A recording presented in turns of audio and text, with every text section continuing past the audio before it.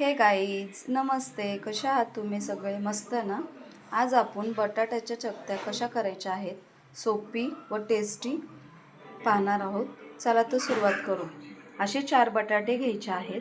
अशा बटाटे साल काढून घ्यायचे आहे आणि त्याच्या बारीक चकत्या करायच्या आहेत. अशा चकत्या करून घ्यायच्या आहेत. 1 चमचा तेल घ्यायचं आहे, त्याच्यामध्ये जिरं मोहरी टाकायचे आहे.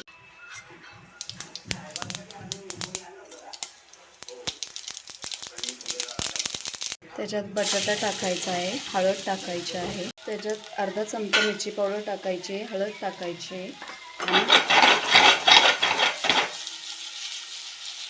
चांगल्या प्रकारे असे हलवून घ्यायचे आहे.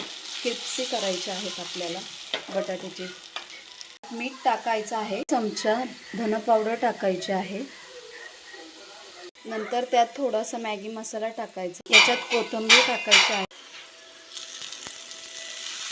त्याच्यामध्ये सुकं खोबऱ्याचा किस टाकायचा आहे.